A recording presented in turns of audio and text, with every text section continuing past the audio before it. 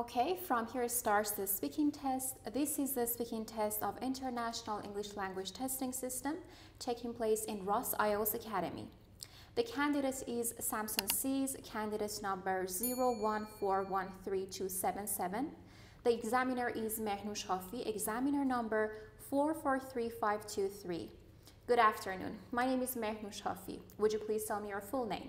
Hello, my name is Samson C's. What can I call you? You can call me Samson. Okay, Samson. Great.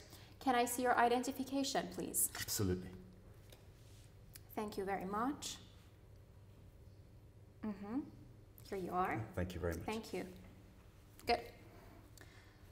So, we can start with your speaking test, the first part. In the first part of the exam, I will ask you some personal questions. First, I'd like to ask you about studying.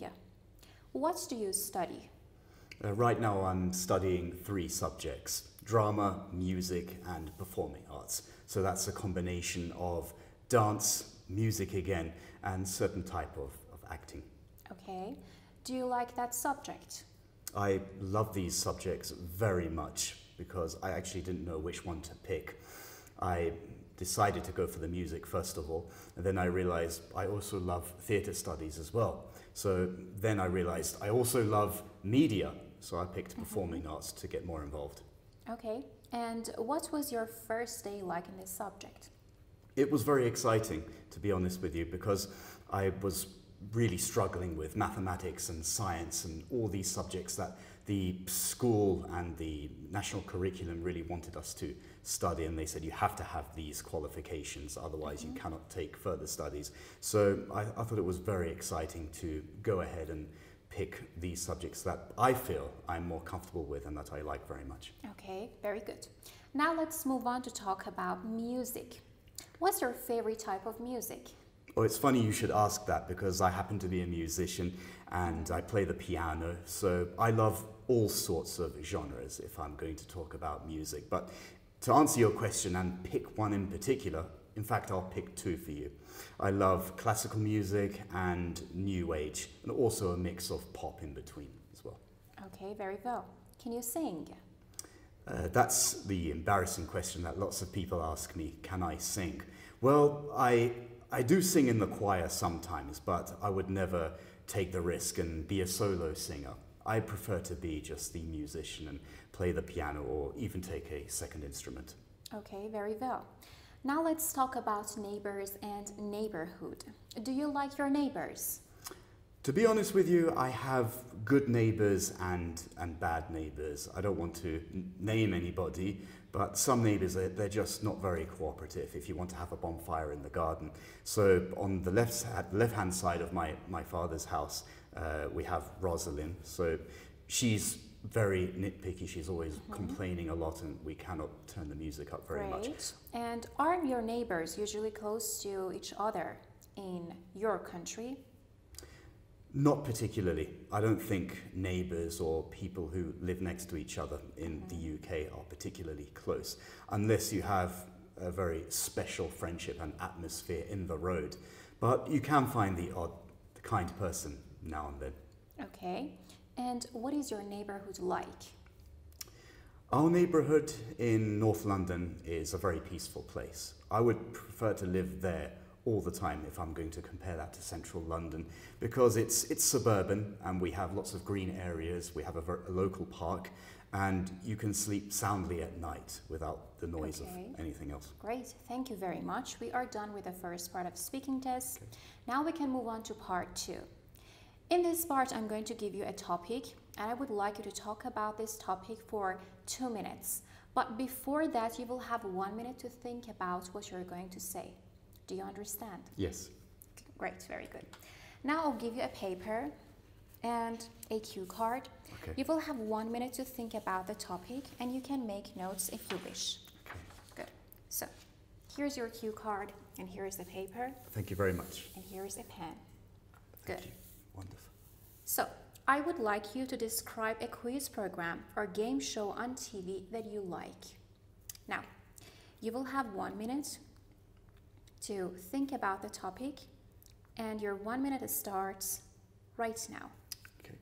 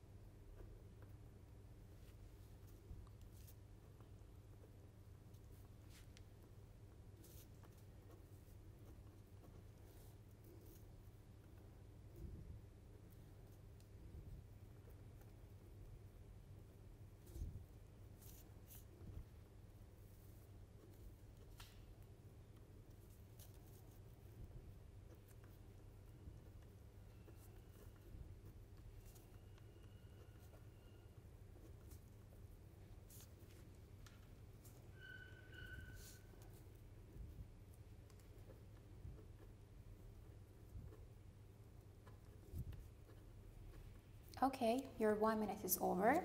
Okay. And if you feel ready, you can talk about the topic for 2 minutes. Your 2 minutes starts right now. All right, so I've been asked to talk about a television quiz show that I like very much. I want to talk about Bruce Nolan's Generation Game. So it is a quiz game, and basically it applies to families on the stage when they have a live audience.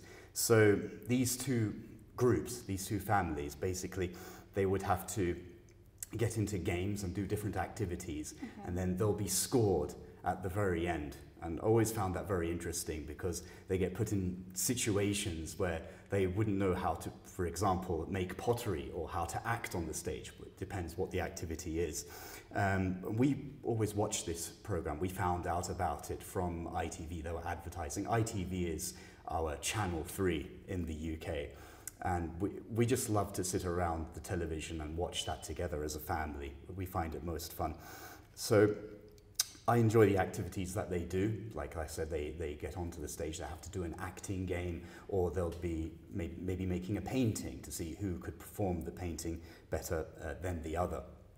And I always like the way the presenter hosts the show. He's always very energetic, and the way he addresses the candidates and then the way he talks to the audience, it's always very theatrical and very friendly at the same time. And then in between, he goes on about joking and trying to encourage other people to get up on the stage and get involved. And sometimes he even picks on people in the audience.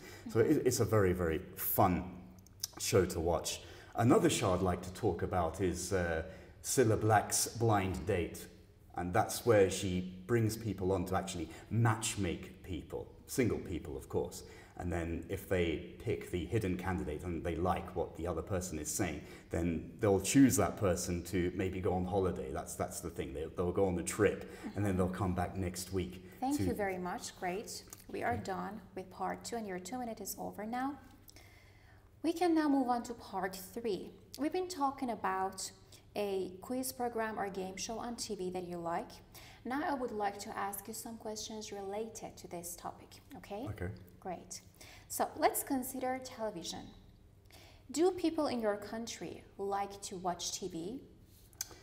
Well, I consider my country, if I'm going to answer this question, I consider the nation that I come from to be a country very much involved with the media. I'll call it the mother of all media, the UK, because they created the BBC. They created the BBC radio many years ago. I think it was sometime in the mid-20th century.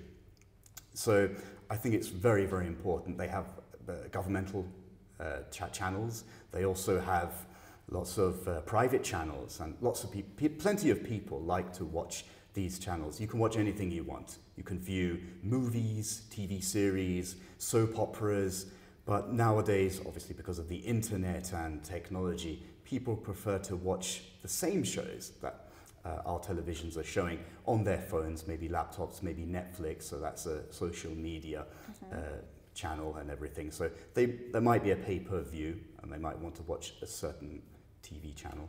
Okay, great. Tell me about the types of programs that are generally on television in your country.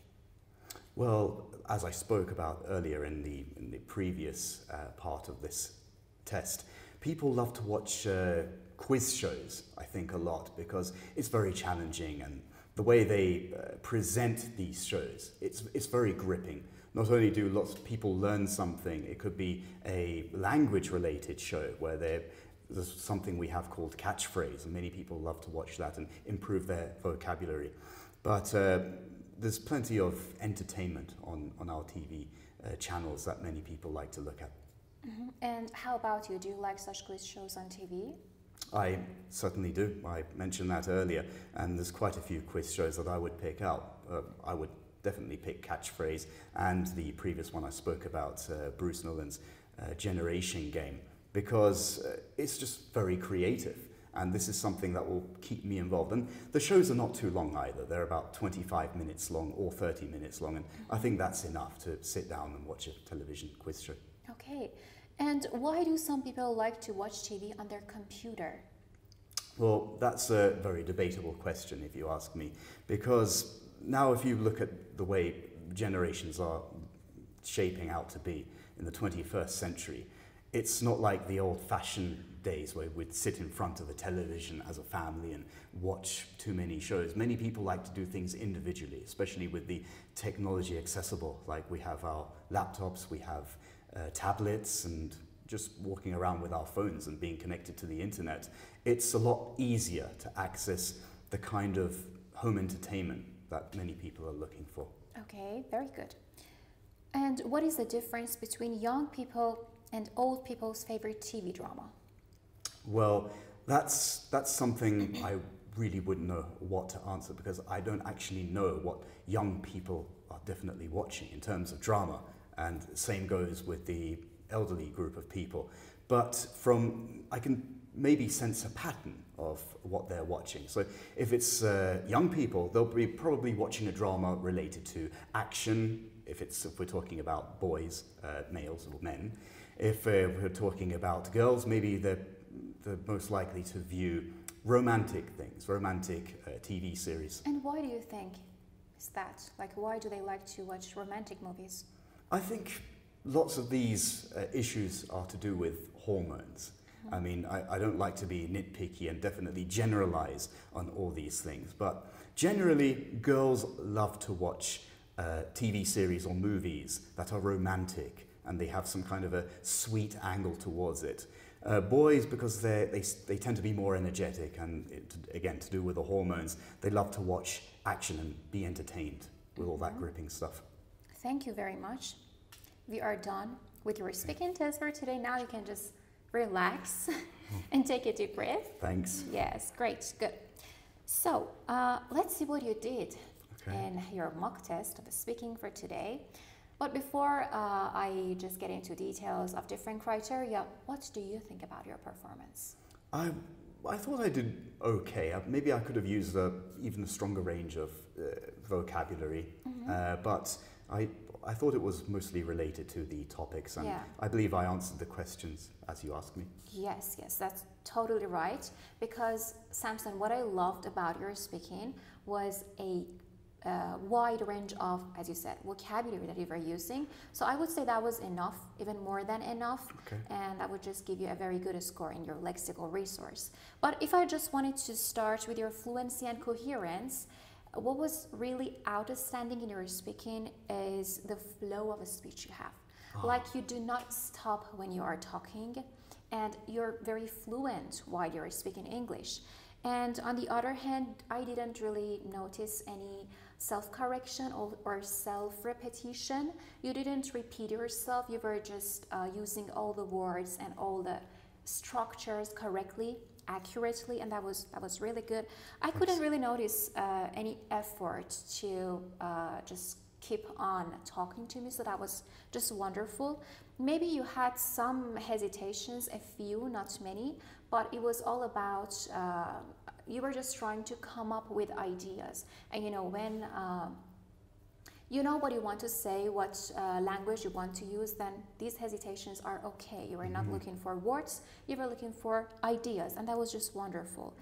Something else about your fluency that was really good was a good use of connectives and discourse markers. Like, when I was asking you a question, you were just paraphrasing my question and using some boosters. That's a good thing to do, isn't it? Of course, it's a good thing to do. I love the boosters you use. For example, in part 1, you started one of your answers by saying, I happen to be something, and then you gave me the answer. Or, that's the embarrassing question I should answer. Or, not particularly, right? So you didn't give me a direct answer in the beginning. I was sort of buying time to actually answer the questions. Exactly, because who knows how to answer all the questions. Right. Some topics may be unfamiliar, right? That's How great. about you? Was it familiar to you? Because from what I understood, you had a lot to say about the questions. Thank you very much. And are we looking at quite a good band score here? I mean, Of course, we're looking at. Could you give me a number by any chance? Oh yeah.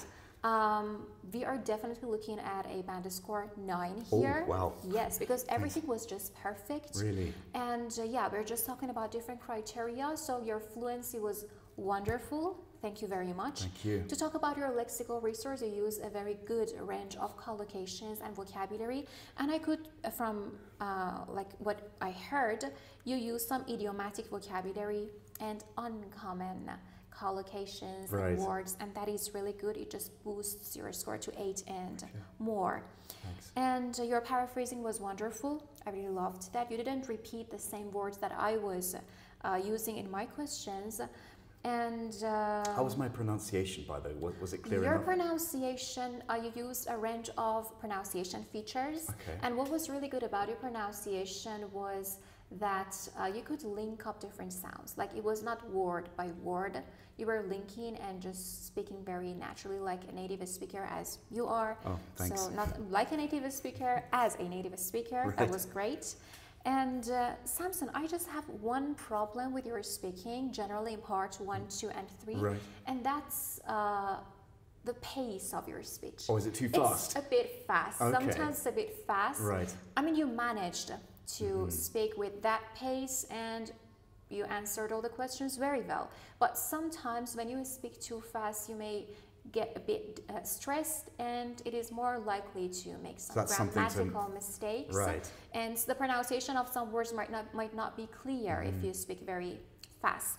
So maybe you can just work on that a little. I know you have a lot of information, but sometimes it was too much, you know? Too much. I needed a bit, you know. Slightly tone it down, Yes, I guess. exactly. Okay.